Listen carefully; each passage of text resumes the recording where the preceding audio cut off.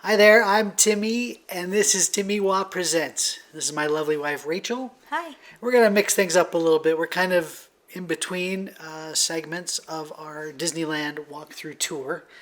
So we thought we'd sit here in front of our lovely Christmas tree and just talk about Disney in general and just kind of be a little more casual, a little more chill about things. So let's get started. And what we're going to do is basically the two of us are going to kind of take turns and talk about our three favorite things about Disney. And not necessarily Disneyland or Disney World or Disney movies, but just the whole idea of Disney and what it means to us personally or as a couple or as a family. And so let's just get started. And I guess one of our ground rules that I mentioned before, because I think it's kind of a cheap cop out, is to say the magic, because I think that's a given. Okay. I think that's why everybody loves Disney, is because of the magic. So, but there's got to be something that's behind or under the magic that makes it magical. So that's kind of what we're going to talk about. So let's start with ladies first. Okay. So what is your what's one of your favorite things about Disney? Well, I would have to say my very favorite thing. I'll start with number one. Even though I should start with number three, right? But anyway, Doesn't I'll matter. start We're with in number no one. order. Okay. It's just the memories. Okay. And that's, because I think I've talked about it a lot. It's just the fact that we went to Disneyland a lot growing up as kids. It felt like every other year. It may not have been that often, but it felt like it. And I just have a lot of really great memories going there with my family. I don't know how my parents afforded it. Maybe we didn't eat for several weeks before. I don't know. But I just have a lot of really great memories. It was our best vacations that we ever took. And we took other vacations, unlike our family, where that's pretty much all the vacations we take is to something Disney, Disneyland, Disney World. We took other vacations growing up, but those were the best ones. They were just full of excitement and wonder, and Mom would write our names on the back of our shirts, which of course you would never do that now, right? But that way people would know who we are and who we belong to, Right. in case we got lost. And there were 7 of us kids, and we'd split up. 3 or 4 kids with Dad and 3 or 4 kids with Mom, and we'd go to different parts of the park, but we'd also come back together for certain rides. And it was one time where we were all together and all super happy. And one of the last times I remember all of us being there, my youngest sister was she was still in a stroller, so she was probably 1. So it was probably in 1988-ish, 88 or 89. And as she went through the turnstile, she was dinged as the 1 millionth customer or something like that. Whoa. And they, all the bells went off and everything, Wow. and ding, ding, ding, and they gave her this little Mickey Mouse toy. And she loved that thing to the death, to the point that all of the felt came off of him. Wow. By the time my parents retired Mickey, because she just loved him to death. So That's I remember awesome. that one, and that one was pretty exciting. And that was probably the last time that we all went together, because after that, everyone started heading their own ways off to college and different things. But Right. that was a great memory. That is awesome. That is so cool. So, unlike you, I don't have a lot of childhood memories of Disneyland because, as I mentioned, I went once as a kid, and I was probably 10 or 11, maybe 12. I don't remember exactly when we went, but so I mean, I remember it, and I thought it was great, and I had a lot of memories about it. But so my thing isn't so much memories from my childhood, but more about memories of our family and memories of our son, and basically, I tie Disney to some of the foundations of your and my relationship, like all together, like the fact that we built our. It sounds funny, but like I'll get there. Like our marriage, our family is built real heavily on Disney, and it took a lot of coercing and encouraging and begging to finally get me to go with you even once, because my feeling was, well, it's good for kids. Let's have kids first. Yeah.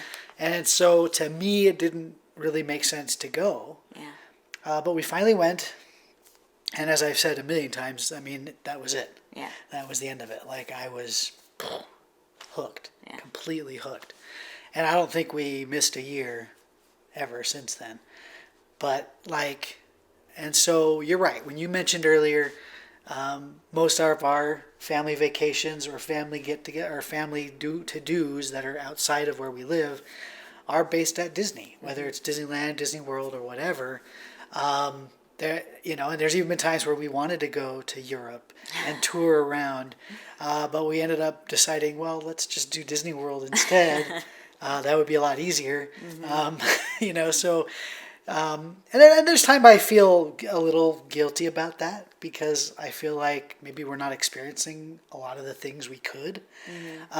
We've been blessed with, times of good financial stability and times of not so good. And those times that we have the ability, that's what we end up doing usually, is spending it on Disney. But and so I feel like I get some pressure sometimes from my brother, my mom, and why aren't you guys doing other things? Why is it always Disney Visiting you instead of visiting them? Yeah. Right? Like, so I get that pressure.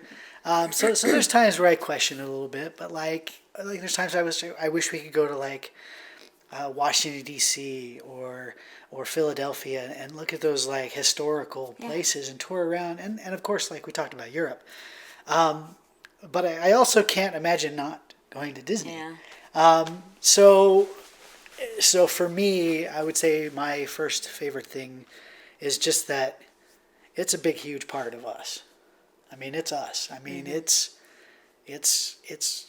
roots, and and again, it's not from my childhood, but it's from the if you will, the childhood of our relationship, our family, and so that's what I would say my most powerful thing about Disney is. So I agree. What's your next? I think my next would be just the rides. Yep. So, growing up, I have cousins who live here in Utah, and they always used to say that Lagoon was better than Disneyland. Yeah, my thoughts exactly. And yeah, and you know me, I'm not a roller coaster person. So that's one of the things I love most about Disneyland, or Disney World, but Disney in general, is the fact that it's not really roller coasters. I mean, there's a couple of roller coasters, but it's rides that aren't roller coasters. So I can go there and enjoy it, and I don't have to feel like I'm wasting my money. I mean, some people say you are because you're standing in lines, but we've learned how to navigate that. Yeah. But, Lagoon is, frankly, almost as much money as Disneyland. But it's all roller coasters. And so I feel like if I go there, there's 3 rides I'm going to ride. And then I'm standing around Wasting money the rest of the day.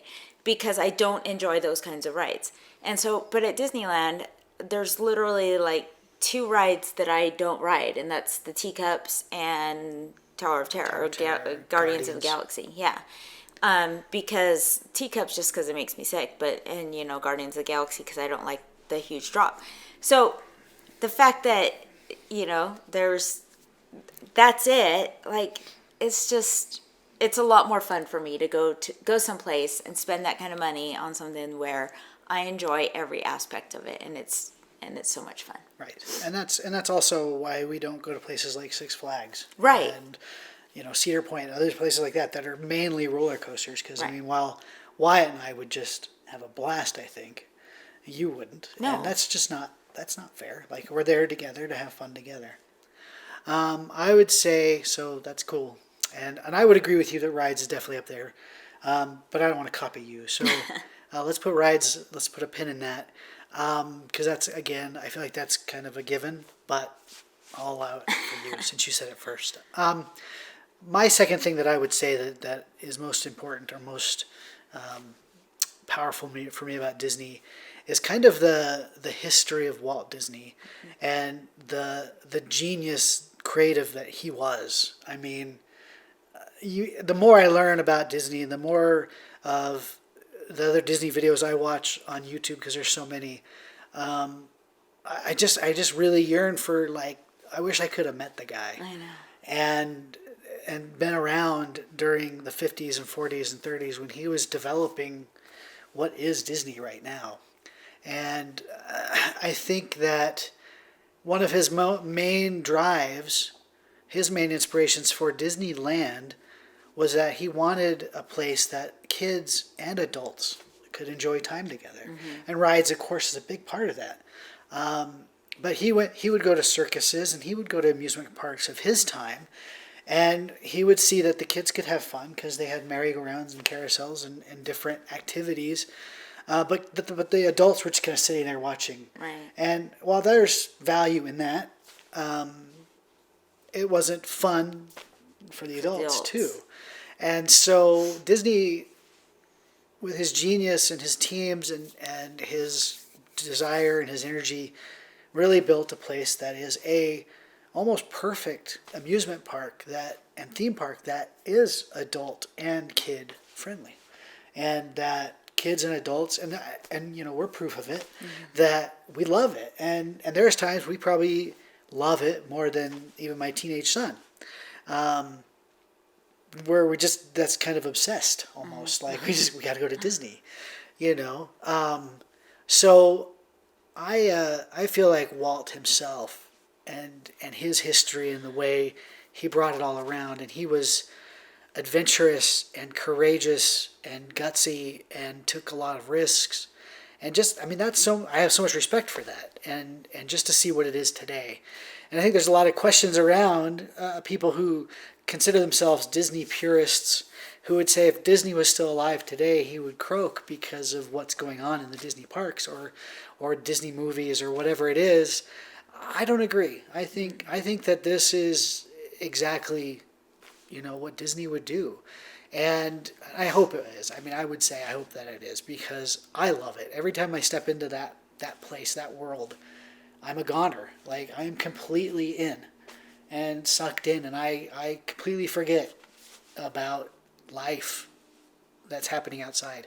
And that's the whole point, right? Mm-hmm. It's a land of fantasy. And you walk under those, the railroad tracks under the entrance, and you have the placard, that says, you're leaving a world to a world of tomorrow and fantasy and adventure, and it's true, and it's amazing. So I would say my second most powerful thing about Disney is Walt himself and his curiosity and his courageousness and his creativity. Definitely. What you got? I don't know. I mean, what we talked about really nails it down. It does. And I know you said not to talk about the magic, but yeah. The bottom line is that's well, I think we're defining the magic. Yeah. But throwing in the movies with it, we've talked about you've talked about the movies, and I think the fact that I grew up watching, the Disney Sunday movies, and now that they have Disney Plus out, I'm hoping that they'll bring some of those back to it. Movies. It's not just the Parent Trap, but all the extensions, Parent Trap 2, 3, and 4. And it's they had the $1 Million Duck on there, and I'm hoping they'll bring in I-Man from Disney Sunday movies. Did you ever see that one? Guess not. We used to sit down as a family every single Sunday and watch the Disney Sunday movie, and it was wholesome, fun family activities that we used to do, you know, and it was stuff that we were able to do, like I said, as a family, and it was something that we looked forward to all week. We rarely got to watch TV during the week, and so that was, you know, a treat on Sundays.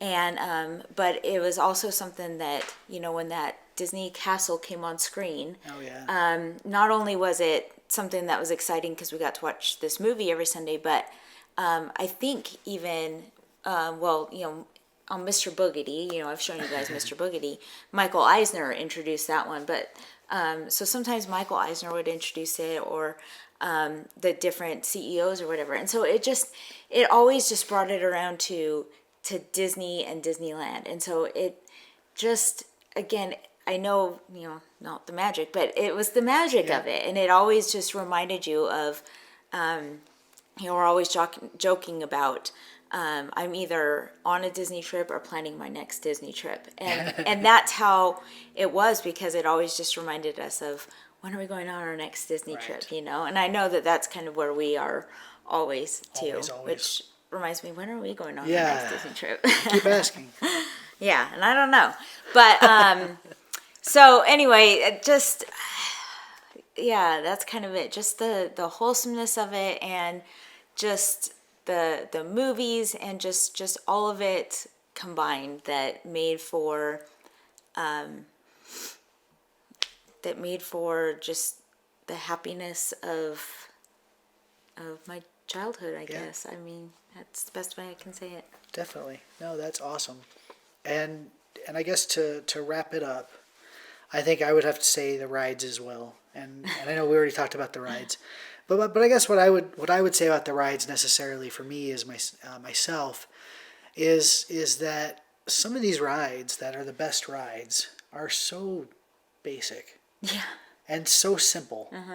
And I mean, you get in a car and you ride through Mr. Toad and his little adventure, and you go to hell, and you come out and life is good again. I mean, how simple is that? I mean, that is just dead simple. And there's nothing to it. I mean, we're not talking about loads of technology. We're talking about like 50s era technology. Now we've enhanced it a little bit with some black lights and other little things, but I mean, Mr. Toad's Wild Ride is like one of the most basic, simple rides. I don't think there's any projections. Like cardboard moving to the side Exactly. for you to go. I mean, it's just simple. Now, don't get me wrong. Like, I haven't been to Rise of the Resistance yet, so no spoilers on that. But like, you know, the Star Wars land, you know, that land has my entire heart right now. Like, I would just go there and be in that park, that whole part of the park, days after days, because I just love it. And looking at all the detail, looking how it was decorated and dressed, and all the design, and I feel like I'm living in Star Wars, and that's amazing to me. Smuggler's Run is a fantastic ride. The fact that it's not just sitting in front of a 3D screen and that adventure is going by, and Star Tours is wonderful too. Right. I love Star Tours. We got to tell you about an experience we had at Star Tours at Disney World.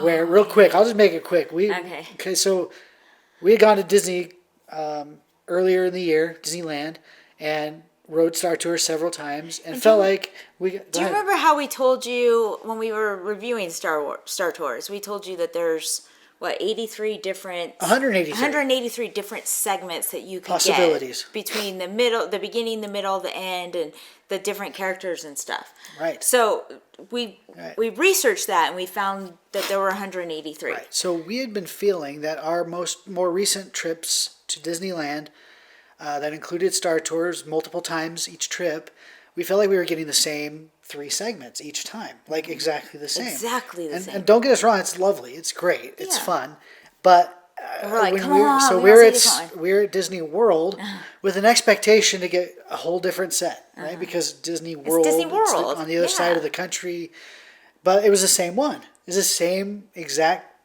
3 segments. And so I stopped one of the cast members after the show, after the ride, and I just kind of, like, real lighthearted, I just said, hey, are you guys just running the same 3 segments? Change? Only because one now? because it's like been the same one every time. And she's like, no, it's all shuffled, it's all around. Like, I mean, even, I said, we were in Disneyland a few months ago, and it was the same 3 segments every time. And I wasn't like being angry or foul. I was just kind of just making a comment, just being lighthearted. And she said, well, tell you what, why don't you take this little whatever and Just cut through here. Go cut through here and tell them you want to go through again. And we'll see if we can get it. You know, she said, and try it again. Yeah. And we're like, oh, we don't have to. That's don't not have what to do we were that. saying. We were looking for, but so they gave us a little pass. We went through the little shortcut they gave us, got right back into the front of the queue, and it was a completely different one. We hadn't even seen. And I got. Go ahead. The I spy? can't think what it's called. Yeah, the She spy. I was got to be the rebel spy. The rebel spy. Which is one thing we've always been trained to do. Well, Wyatt's gotten it before. Well, right. We wanted but Wyatt. yeah, but I've never gotten it before, so I got it. And So- of course, again, they don't sell that shirt anymore. But So that's the magic. That's Disney magic. You know? I know I tried to forbid the word, but I don't know if they did something special in the background. I don't know if cast members have Just a little bit. any control over that. I think it's supposedly all computerized and just random. But in my heart, the way it felt is that we got a little pixie dust. Yeah. Sprinkled on us, and Yeah. that was really cool. Yeah. That was really cool. So cast members, rides, I mean, all that the whole experience. You're not a customer at Disney. You are a part of the show, and the employees are cast members, and they're giving you the show. And so I would say that the rides, the cast members, the whole experience is definitely a big part of the magic for me at Disney, and one that I hope never changes. Yeah. And so that's it. That's all I got for this. This was fun, and I think that it was kind of cool to take a little break from our normal formatted show. And hopefully you enjoyed it. If you did, give us a like, thumbs up on that, and subscribe and share. We're still looking to figure out what we're going to do with our next series of videos, because we can either go to Frontierland or Adventureland or New Orleans Square or Critter Country and Star Wars Land. So if you got a vote, put it in the comments below, and if nothing else, we'll just go next. I guess Frontiersland is the next natural. Yeah. So we'll do that if we don't hear from you guys. But please comment. Give us your top 3 things about Disney. And yeah, you're allowed to use the word magic, because that's really what it is. It's magic. Yeah. Anything else? No. Okay. I think that's it. Thank you so much for watching, and Merry Christmas to you. Happy holidays, Happy Hanukkah, whatever you happen to celebrate. We're with you on that, and thank you so much for being part of our channel and part of our lives, and thank you for inviting us into yours. And we're so grateful for that. And thank you so much. We'll talk to you guys next week. Bye-bye.